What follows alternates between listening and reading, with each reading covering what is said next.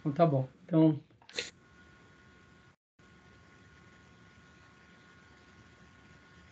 vamos lá, meus irmãos. Nosso último bloco do terceiro dia de aula da matéria de hermenêutica. Então, falamos sobre a regra fundamental. Qual é a regra fundamental? Vamos lá, sem olhar para os textos. Qual é a regra fundamental?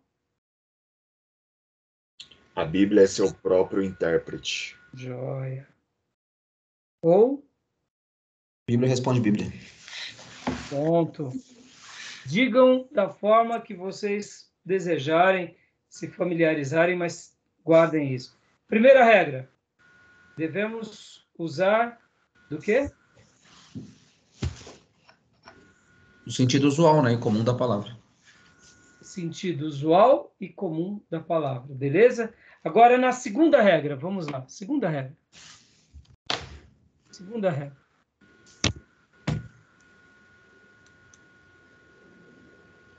Segunda regra.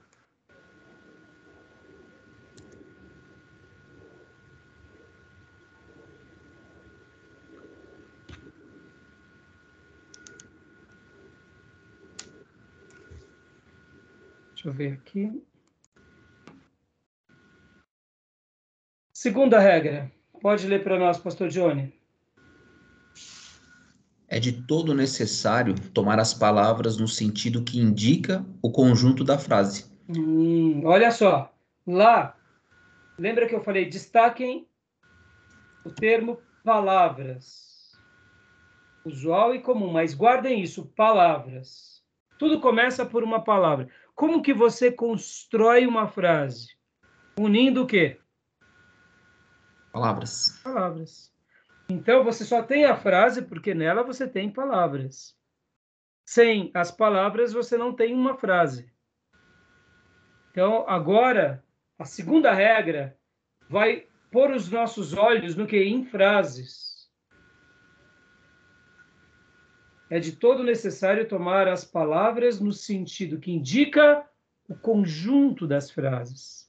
Continua para nós. Não. Esta regra tem importância especial quando se trata de determinar se as palavras devem ser tomadas no sentido literal ou figurado. Para não incorrer em erros, é de grande importância, neste caso também, deixar-se guiar pelo pensamento do escritor e tomar as palavras no sentido que o conjunto do versículo indica. Exemplo das palavras com um variado grupo de sentidos: carne, fé, salvação, sangue. No caso, carne, Mateus 16:17, fé, Tito 1:4, salvação, João 4:22 e sangue, Atos 20:26. A gente já vai chegar lá. A gente já vai chegar lá. Então, olha só, deixa eu voltar aqui. Deixa eu mudar a minha tela. Olha só que interessante. Eu gosto de fazer esses desenhos porque neles vocês vão fixar melhor o que vocês estão aprendendo agora. Parece infantil, simples e de fato até é. Então, olha só, olha aqui que interessante. Primeira regra, palavras no sentido usual e comum. Segunda regra,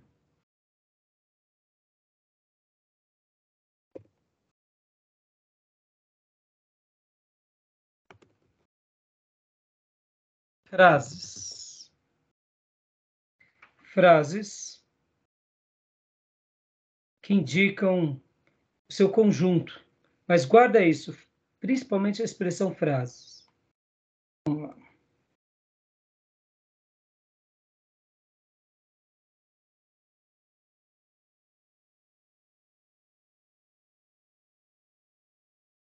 E agora, esse desenho bem simples, mas olha que interessante.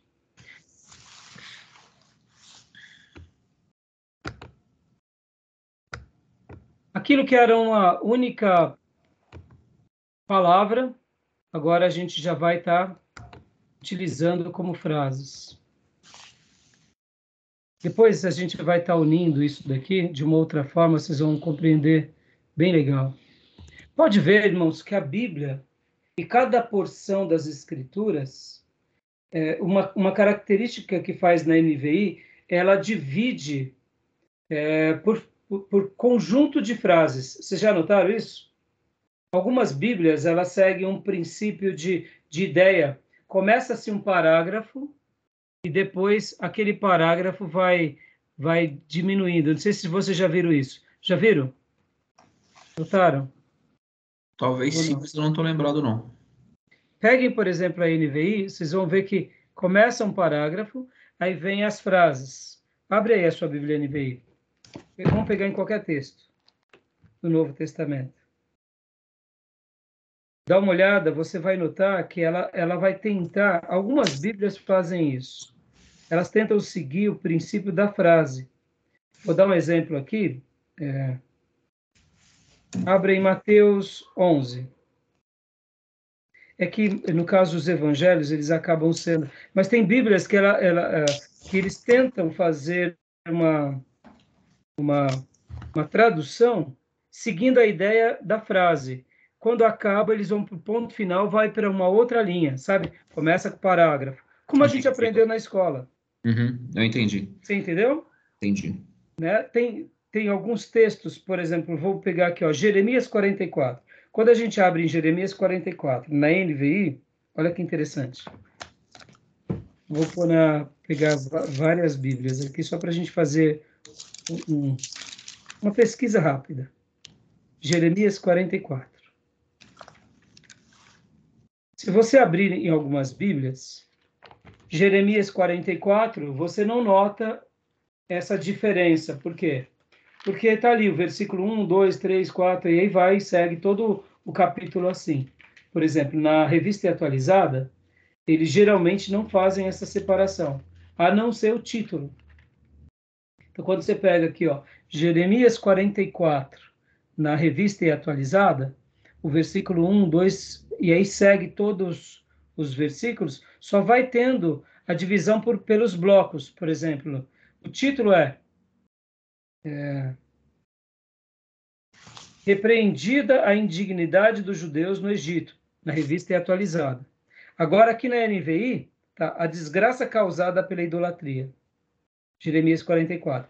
E você pode ver que na NVI, do versículo 1 ao versículo 6 é um parágrafo. Deu para ver? Deu. Do versículo 7 7 ao 10, né? ao Depois. 10 é outro parágrafo. Lembra que o parágrafo é aquela ideia que está embutida naquele contexto, naquela frase. Depois é uma outra ideia.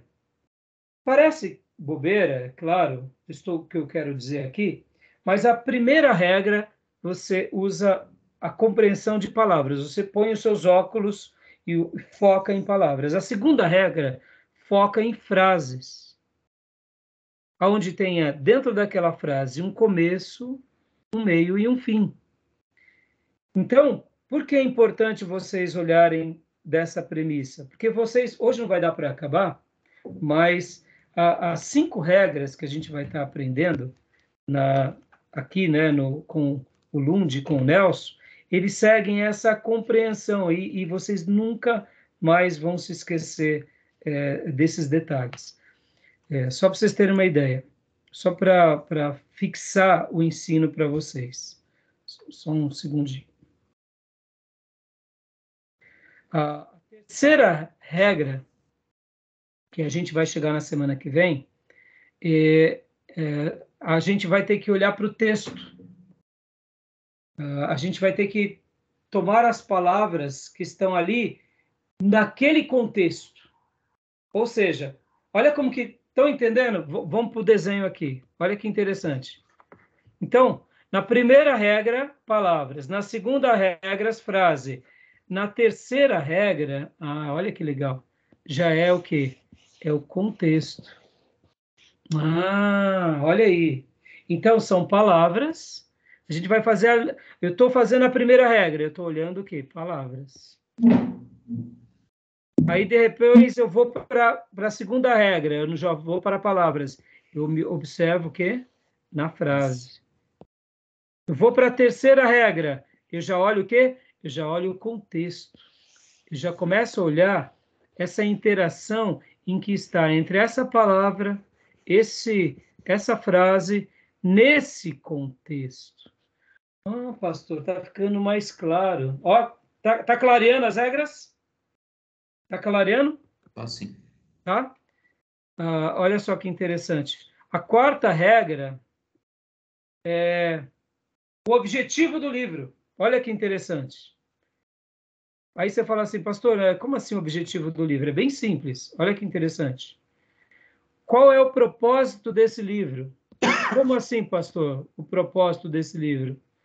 Esse livro, ele é um livro que ele está dentro de que contexto? Qual o propósito desse livro? Vamos pegar aqui, é o Evangelho segundo Marcos. Opa, é o Evangelho. É o livro de Romanos. Perceba que agora aqui ele está ligado num contexto do livro. Essas frases, essas palavras, essas frases, juntamente com esse contexto, estão dentro de um corpo maior que é o livro. Está conseguindo visualizar a progressão, irmãos? Estão conseguindo? Sim. Inclusive, Por que tudo isso é importante? Porque dessa forma a gente compreende melhor e interpreta de uma forma melhor. Por que é importante essa ideia aqui que eu acabei de falar sobre a questão do livro? Por exemplo, irmãos, se nós pegarmos o livro de Salmos e tentarmos usar o livro de Salmos na mesma perspectiva que a gente usa o livro de, de Gênesis, você concorda que Salmos tem uma proposta e Gênesis tem outra proposta? Salmos, ele é o quê? É um livro poético. É um livro onde Davi e os demais salmistas se rasgam. Eles usam de poesia, eles usam de canto. Eram uma poesia que era unida ao que a melodia para ser cantada no templo. Dá para a gente pegar a mesma frase, olha que interessante, dá para a gente pegar a mesma frase que está nos Salmos e usar no livro de Moisés, no contexto de Moisés. Estão entendendo o que eu quero dizer? O livro de Moisés é um livro de lei. Pentateuco é um livro de lei. Já Salmos é poesia. Tudo é revelação sagrada. Mas o contexto do livro, o objetivo do livro é outro. Estão entendendo? pastor, tem uma pergunta. Pode falar. Óbvio que hoje a gente tem tudo muito, muito mastigado, né? O objetivo do livro, a gente pega algum livro de estudo aqui, logo já aponta, mas a gente consegue, sem depender de terceiros, fazer essa análise. Obviamente, eu acredito que sim, né? Para identificar qual o objetivo do livro, mas a pergunta é como fazer? É repetição de tal palavra? Talvez nem todos sejam tão explícitos como João, por exemplo, né? Eu estava vendo aqui João capítulo 20, no verso 30, ele já deixa claro, né? Aliás, 20 e 30, que ele diz que esse livro foi escrito para que nós creiamos em Jesus. Então eu acredito que, obviamente, é o objetivo, né? Crer no Jesus Cristo, Filho de Deus. Mas outros talvez não fique tão explícito assim. Então, como fazer? Como fazer, né? A sua pergunta ela é muito boa, pastor, porque o que acontece? Como que a gente vai fazer isso, né? Para a gente aprender essa segunda regra ou essas regras? É literalmente aquilo que a gente vem comentando sobre. Assim que nós começamos a nossa aula, pastor, os primeiros 10 minutos eu fiz uma ilustração. Eu falei que eu estava assistindo uma temporada na National Geographic, alguns anos atrás, enquanto eu lecionava essa aula. E lá eles estavam numa temporada que o título é Em Busca de Pedras, Pedras Preciosas. E aí uma família, que é a família Doris, eles descobriram um bolsão de grande valor, de um valor grande e inesperado. Porque eles eram caçadores de diamantes, de pedras preciosas. Então, depois que vem o degelo, depois que acaba aquele frio intenso, um grupo vai para essas regiões e começa a escavar. Se eles escavaram no ano passado ali e encontraram alguma coisa, então eles arrendam aquele espaço e vão para aquele espaço, porque ali, quem sabe, eles encontram alguma coisa. E eles, nessas escavações, em uma temporada que eles fizeram, ele e a família dele, acharam um bolsão tão rico que eles lucraram entre 350 mil e 400 mil dólares. E contava essa temporada sobre várias famílias que fazem isso, dedicam suas vidas nisso. E eu li um texto com o pastor, com o Gil, sobre aquela passagem que fala que o reino dos céus é como uma pérola de grande valor, que quem a encontra vende tudo que tem para comprar ela. E eu falava, fazia uma comparação que estudar a Bíblia é ser um caçador de pedras preciosas. A gente tem que ir para o fundo. E quanto mais fundo, a gente vai encontrar joias preciosas. E falava, inclusive, sobre na África, que as minas de diamante na África estão a centenas de metros para baixo da terra, algumas até quilômetros para baixo. Por quê? Porque lá embaixo tem coisas preciosas. E o que nos deixa seguro de saber que se a gente for atrás de cavar um buraco para buscar essa riqueza, é porque Deus prometeu que se a gente buscasse, a gente encontraria. Amém. E o que eu quero dizer, te dar a resposta, porque eu estou sendo repetitivo, né? E não é até nem desconsiderando o Gil, porque foi dado isso, eu sei que você tinha me comunicado que em virtude do seu trabalho chegaria depois, mas estou fazendo questão, porque aquilo que eu disse no começo da aula é a sua resposta. Vamos pegar Calvino, vamos pegar Lutero. Como eles conseguiram fazer uma hermenêutica certa num contexto errado, principalmente Lutero? Porque ele mergulhou na palavra. Então ele começou a usar o quê? De uma forma, eu diria, instintiva, porque o que o Lund e o Nelson fizeram? Eles pegaram, na realidade, o princípio de interpretação de qualquer coisa.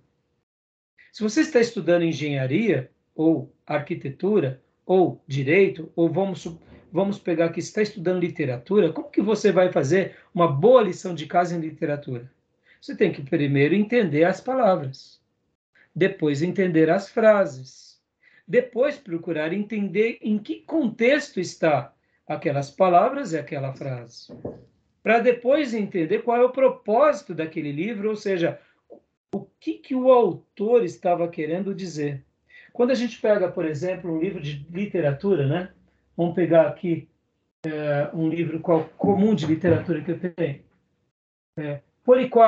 Policarpo Quaresma, que é uma obra de Lima Barreto. Para eu entender essa literatura Policarpo Quaresma, do Lima Barreto, eu vou ler o livro, começando a tentar entender cada palavra, em cada frase, naquele contexto, no propósito daquela obra literária. O que o Lund e o Nelson colocou para nós de uma forma simples não dificulte a interpretação da Bíblia. Siga o padrão da vida. Por isso que eu comecei falando que como que nós aprendemos e fomos alfabetizados? Primeiro, o alfabeto. A distinção entre consoantes e vogais. E depois construção de palavras, e depois o entendimento de frases. Frases no seu sentido, palavras e frases no sentido usual e comum, tomando cuidado com o quê? Com aquelas questões que não são literais. Pode ver que esse é o padrão da vida. E esse foi o padrão pelo qual Deus se revelou a nós. Por isso que Deus ele se comunica de uma forma clara. E aí, agora, te dando a resposta, em cima de tudo que eu falei, usando aqui esses caçadores de pedra preciosa e honrando Lutero e Calvino. O que Lutero fez? Lutero foi e mergulhou aonde? Na palavra.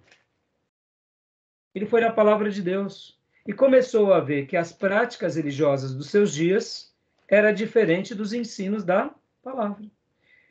E aí, o que ele fez? Ele estudou o texto literalmente no seu idioma, depois ele teve o privilégio de ir no original, atestar se aquela tradução estava correta.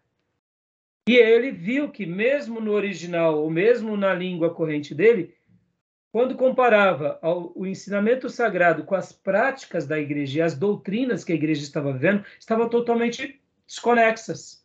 Por isso que ele viu que a solução que iria facilitar o processo no crescimento de cada irmão da sua paróquia, da sua igreja, era o quê? Ter a Bíblia na sua mão.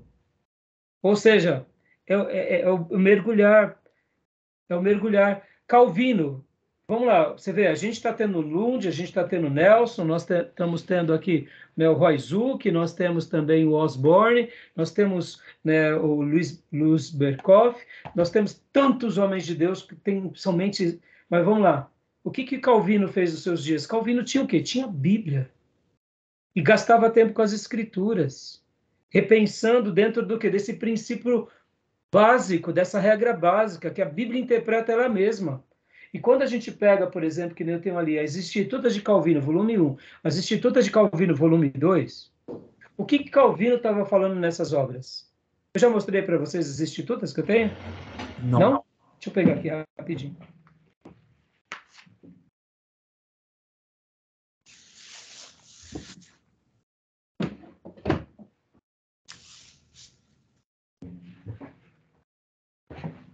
Calvino 1 e 2, as Institutas. O que ele faz aqui, Calvino? É a primeira teologia sistemática. Quando você começa a acompanhar a obra de Calvino, sabe no que nós aprendemos em teologia sistemática? Ele vai por tópico. Só para vocês terem uma ideia, eu abri aqui no índice. No livro 4 de Calvino, ele trata sobre eclesiologia. O que ele está fazendo, Calvino? Ele está falando, a igreja tem que ser assim. Por quê? Porque a Bíblia ensina esses princípios sobre a igreja. Olha que fantástico. Por que Calvino, entre os teólogos, ele é admirado? É porque, de fato, Calvino, ele pega tudo que Lutero fez, que foi um monstro. Pense assim, irmãos, Lutero foi o João Batista da Reforma, entendeu?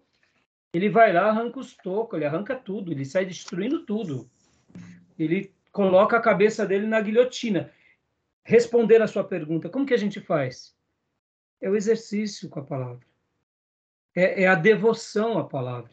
Lembra que nas aulas anteriores, como que a gente se faz uma leitura da Bíblia? Um espírito dócil, um coração humilde, reconhecendo que a Bíblia é a palavra de Deus. Porque tudo começa dessa pureza e dessa simplicidade. Por isso que nós não precisamos de filosofia para entender a Bíblia. Por isso que nós não precisamos de arqueologia, no sentido assim, ferramentas. Não é que ele não precisa da arqueologia, me entenda. Eu estou querendo dizer assim, nós não precisamos de engenharia quântica para entender a Bíblia. A Bíblia tem que ser entendida pelos óculos da fé. Aí a gente vai pegar isso, vai ler, e aí a gente vai usar, sim, a arqueologia para compreender melhor, a geografia para compreender melhor. Mas, por que, voltando aqui a responder sobre Lutero e Calvino? Lutero foi o João Batista, que arrancou os tocos de uma igreja que tinha se desviado. Mas ele não foi o único, é que os outros morreram. João Knox, Savonarola e tantos outros homens de Deus na história da igreja morreram, não tiveram chance. Ele faz a reforma, publica a Bíblia aqui. A Bíblia, para vocês terem uma ideia, enquanto Lutero estava no seminário, fazendo o seu seminário teológico, né, no monastério, eram poucas as pessoas que possuíam uma Bíblia. Um bispo presenteia Lutero com a Bíblia. Eu acho que até hoje, quando alguém cita Lutero, a alçada desse bispo deve tremer no caixão, porque maldita foi a hora que ele foi dar um presente como esse para Lutero. Porque a Bíblia ficava na biblioteca dos monastérios, eram poucas pessoas que tinham uma Bíblia. Então, Lutero, ao conhecer a Bíblia e ao ver a Bíblia, que o que a igreja fazia era diferente do que a Bíblia ensinava, ele começa a fazer essa revolução, começa a ensinar Bíblia, como outros no passado fizeram e morreram. E o que acontece? Ele teve o privilégio de publicar a Bíblia no alemão. Ele traduz do original para o alemão, imprime a Bíblia e distribui. Aí pronto, irmãos, aí ninguém mais segurou, porque aí todo mundo agora podia fazer a sua hermenêutica. Ou seja, todos esses princípios que a gente está aprendendo aqui, uma pessoa pode fazer na raça, pelo coração, pela devoção. Porque seria muita arrogância nossa dizer que quem faz uma boa hermenêutica é só quem passa pelo seminário. É mentira. Tem gente agora aqui, irmãos, no nosso país, que é continental, que estão numa tribo indígena e que foram alfabetizados e que estão decorando a Bíblia mais do que nós. E possivelmente a hermenêutica dele é mais brilhante que a nossa. Por quê? O que eles têm lá? Eles não têm seminário teológico, não tem luz, não tem nada. Talvez agora chegou um celular, mas eles têm o quê? A palavra de Deus e um coração que pulsa por isso. E mergulham. E quando você vai conversar com uma pessoa dessa, ele cita a Bíblia, cita a Bíblia, cita a Bíblia, cita corretamente, decora. E alguns ainda são privilegiados o quê? De conhecer os originais. Pronto, é um teólogo. Na minha concepção, irmãos, me entenda. Uma pessoa que ela começa a nadar nas línguas originais de todo o coração, ele é um dos melhores teólogos que tem. Um dos melhores. Ou pelo menos um dos melhores hermeneutas ou exegetas que existe. Pode não ser o teólogo, porque quando a gente chegar lá, vou deixar mais para frente, nós teremos uns slides, e junto com o livro do Luiz Berkoff, vocês vão entender que a nossa base da nossa hermenêutica ela é teológica, gramatical e histórica. Então, ela tem gramática, ela tem história e ela tem teologia. Nem todo mundo foi dotado de uma perspectiva teológica mais apurada, mas essa perspectiva teológica mais apurada nasce nesse contexto. Aonde? Aonde a palavra lida no seu vernáculo, ou seja, no seu idioma, ela é compreendida. E quando ela é compreendida na concepção da língua corrente, feita a conexão com a história que ela foi revelada, dando uma clareza gramatical, tanto no seu idioma quanto nos originais, por isso que tem pessoas que são dotadas dessa capacidade teológica, de fazer uma conexão. Mas isso tudo, pode ver, é o quê? É a prática, é o mergulhar. Entendeu, pastor? Deu para responder? Deu. Então, seria muita arrogância nossa, por exemplo, falar que o irmão lá da tribo indígena ele é menos competente de fazer hermenêutica porque ele não conhece Lund nem o Nelson. Talvez ele nunca vá conhecer. Como eu disse nas aulas anteriores, Calvino não conhecia Lund e Nelson, mas Calvino, com certeza, se sentasse com Lund e com Nelson, ensinaria algumas coisas para ele nessas regras. Porque na raça, Calvino e Lutero foram gigantes. Então, a hermenêutica, ela não é algo que só um seminarista pode fazer. É um estudioso devotado. Uma pessoa que realmente tem essa devoção e estuda, dedicando o seu lado espiritual e o seu lado racional, consagrados a Deus, com certeza ele já está aprendendo a fazer uma boa hermenêutica. Na raça. E, como eu disse, seria muita arrogância nossa achar, porque a gente leu uns livrinhos, a gente é melhor do que muitos irmãos. Sejamos honestos, irmãos. O que me apaixona na vida do dia a dia da igreja é ver um crente consagrado. Um crente consagrado, ele tem um temor a Deus, um temor à palavra. Um texto para ele é o suficiente. Enquanto um teólogo desviado, meu irmão, você pode botar livro, construção racional. O teólogo desviado é o endemoniado mais sagaz que tem. Por quê? Porque ele usa a palavra em benefício próprio, é um atribulado. É um teólogo, mas desviado. Ele usa a racionalidade para justificar os seus pecados, para agredir as pessoas, para fazer da Bíblia uma espada de ataque, para desossar a igreja. Então, um cristão consagrado, muitas vezes, ele é um estudioso devotado de alto calibre. Então, assim, essas regras aqui que a gente está aprendendo, elas podem sim ser aprofundadas no dia a dia, entendeu, pastor? No dia a dia. Tá bom? Mais alguma pergunta? Confundi ou não? Não, imagina. Não? Tá tranquilo. Então, aqui para a gente concluir a segunda regra, né? Aqui o autor vai trabalhar no livro para a gente realmente pegar as palavras no sentido que indica o conjunto da frase. Como você disse, né? Aqui a gente tem alguns exemplos no slide. Vamos pegar aqui os exemplos. Você tinha dito qual era o exemplo? Carne, fé.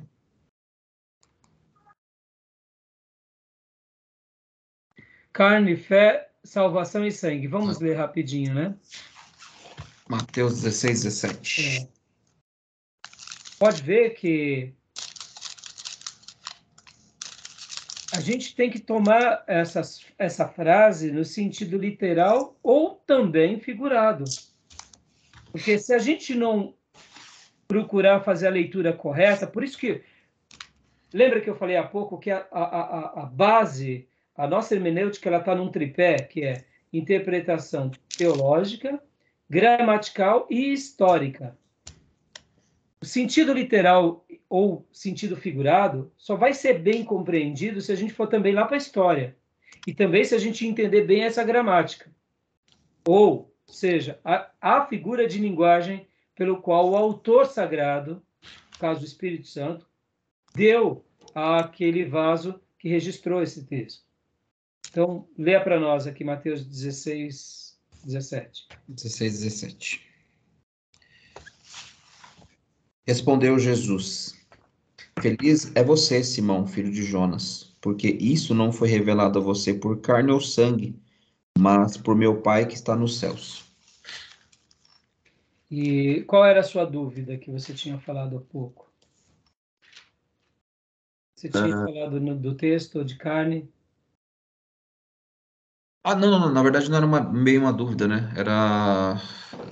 Até esqueci qual era, mas não era dúvida, não. Sim, sim. Como que a gente faz, né? Para a gente entender essa Sim. frase e essa palavra, né?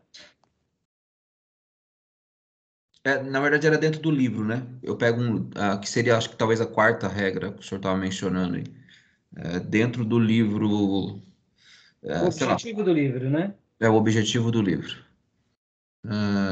E aí eu mencionei até João, né? João, o livro de João, o Evangelho de Jesus segundo João. Para mim está claro o objetivo, até porque ele faz menção praticamente no fim do livro, né? No capítulo 20, ele faz menção lá do objetivo de ter escrito o livro. Mas, enfim, era isso. É isso aí. E aqui, olha que interessante, Pastor John e Jill. O objetivo do livro, a gente também pode fazer esse mesmo apanhado aqui, ó. Olha que interessante. Olha que interessante. Muitas vezes, olha só, o amarelo aqui é o objetivo ou desígnio do livro. Vamos imaginar que aqui nesse desenho, a gente está tratando de livros do Novo Testamento. Então, olha só, o desígnio do Novo Testamento é diferente do desígnio do Velho Testamento, concorda? Sim. O propósito do Novo é diferente do propósito do Velho, né? Ou seja, olha que interessante. Quando a gente pega aqui o Novo e pegamos o Antigo Testamento, o Antigo Testamento tem uma conotação... Não, fiz errado. Aqui.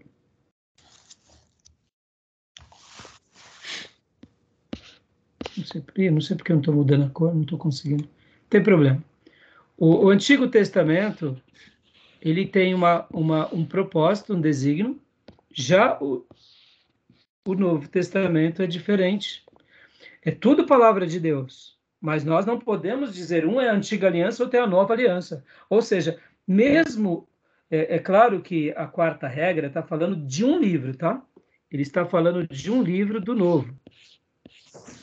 Né? Ele não está falando do Novo, mas isso dá para a gente aplicar também no Novo Testamento. Porque no Novo Testamento, pode ver que cada parte tem um propósito. E no Velho Testamento, cada parte tem um propósito. Pode ver que a construção do Velho Testamento são leis, profetas, poesias e históricos. Não é assim? O Novo Testamento é evangelhos, histórico, que é Atos, cartas gerais, cartas paulinas, cartas pastorais, cartas petrinas, e depois vem revelação. Ou seja, o Velho Testamento tem uma proposta e o Novo Testamento tem outra proposta, ou seja, os desígnios são diferentes.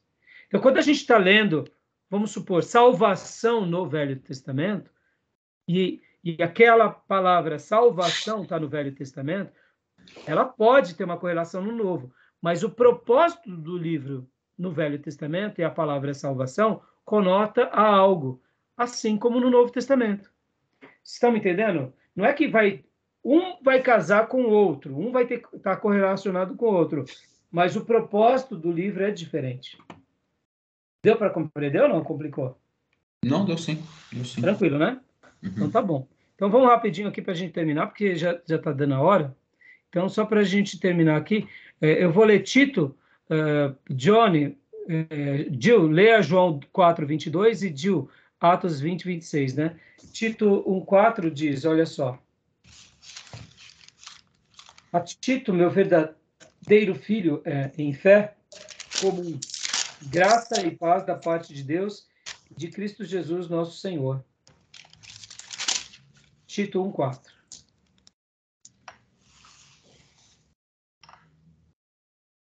Aqui diz, Tito, meu verdadeiro filho, em nossa fé comum, né? Ou seja, o que ele quis dizer com fé aqui em Tito? Você vê, parece bobeira, mas é uma expressão que Paulo não costuma usar com tanta frequência, né? Dessa forma, ele não usa isso de uma forma corriqueira, mas ele quis usar esse termo aqui com Tito.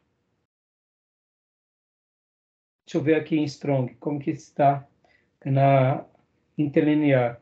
Tito, verdadeiro filho, segundo a fé comum. Né? Ele usa uma expressão fé comum aqui, que não é de costume ele citar isso, né? Segundo a fé comum. Leia para nós agora a salvação em João 4, 22. João 4, 22. Vós adorais o que não conheceis. Nós adoramos o que conhecemos, porque a salvação vem dos judeus. Então, você vê aqui, Jesus está usando uma palavra salvação que é muito notada no Velho e no Novo Testamento, mas ele deixa uma palavra bem contundente, que a salvação vem dos judeus. Agora, sangue em Atos 20, 26. Atos 20, 26. Portanto, eu declaro hoje que estou inocente do sangue de todos. Ou seja, né, dando uma ideia de eu fiz tudo o que eu precisava ter feito e estou imune de qualquer sentença, de qualquer castigo. Então, aqui vamos parar aqui na segunda regra, né? Que ela se concentra nas palavras, no sentido que indica o conjunto da frase. Você vê, Paulo poderia dizer, eu estou livre de sentença de vocês, de julgamento de vocês. Ele usou do sangue. Né? Tudo bem, meus irmãos? Está dando para assimilar? Deu para dar algumas clarezas? Estão com dúvida em algo? Querem fazer alguma pergunta? Tá claro, tá clareando cada vez mais. E perguntas vão surgindo aí conforme vai sendo ministrado as aulas, né? Então, Joia. Agora, uma coisa importantíssima é a leitura. Leiam muito, releiam, leiam uma vez, leiam de novo, já que o livro-texto ele é curto, ele não é um livro tão longo, mergulhem, porque vai fazer muita diferença. Porque aí vocês vão ficar com dúvida e vocês vão ter que exercitar a reflexão, mas por que isso? E aí, quando a gente chegar aqui, com certeza, aquilo que vocês já entenderam vai facilitar, e aquilo que não entenderam, a gente tenta explicar. E eu espero conseguir sempre explicar para vocês. Tá bom, meus irmãos? Então, vocês podem ver que hoje a gente já foi para a segunda regra. Semana que vem, vamos para a terceira regra e a quarta regra. E, se Deus permitir, já vamos para a quinta. Então, a gente está progredindo, eu diria, de uma forma até como era esperado mesmo na minha pauta de aula. Tá bom? Mas olha, irmãos, como eu disse, o mais importante, sobretudo, é esse coração devotado que crê na Bíblia como palavra de Deus e que busca em Deus o entendimento correto. Respeitando esse sentido, sim, mas eu diria que um cristão verdadeiro e genuíno que considera a palavra de Deus como revelação sagrada, que tem temor a Deus, que tem medo, né, do pecado. É como disse Wesley, dá-me 100 homens, Senhor, que não desejem nada a mais a não ser a Ti, e que não temam a nada a não ser o pecado, que eu abalarei o mundo.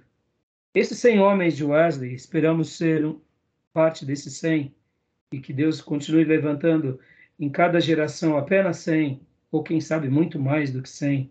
Quando ele fala isso, ele está dizendo a partir dele o que ele fez junto com Carlos Wesley e com Whitefield. Por que ele fez uma obra tão linda? Em primeiro lugar, porque ele acreditava que a Bíblia era a palavra de Deus. Em segundo lugar, ele desejava a Deus acima de tudo e desejava fugir o pecado sobre tudo. Ou seja, quem tem esse coração terno, naturalmente vai se aproximar em Deus em oração, em humildade, em quebrantamento. Vai usar da espiritualidade e vai usar das ferramentas humanas, porque ele vai consagrar tudo para Deus. Essa pessoa vai fazer uma boa hermenêutica, é inquestionável. Ele pode até, num ponto ou outro, não ser tão prolixo, tão profundo, mas ele não vai ser raso. Porque enquanto ele não tiver uma resposta, ele não vai ficar confortável. Por quê? Porque a palavra de Deus é o quê? É o alimento para as nossas almas. E o amor de Deus, ele é mais importante para nós do que a nossa própria vida. Então, um filho de Deus que tem isso como valia, tem isso como primazia, tem isso como... sempre vai fazer uma boa hermenêutica. Porque não tem como.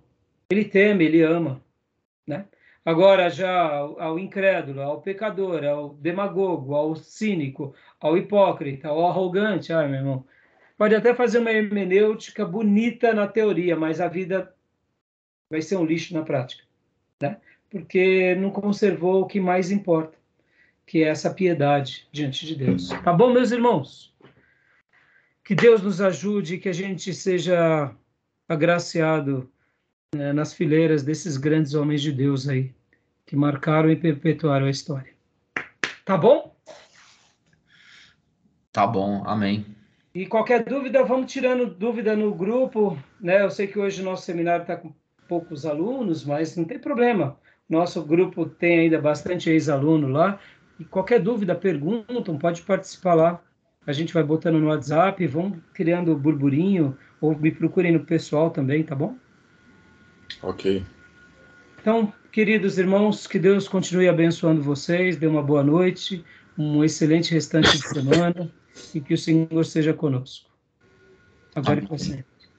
Amém? Deus abençoe. E ó, cavar profundo.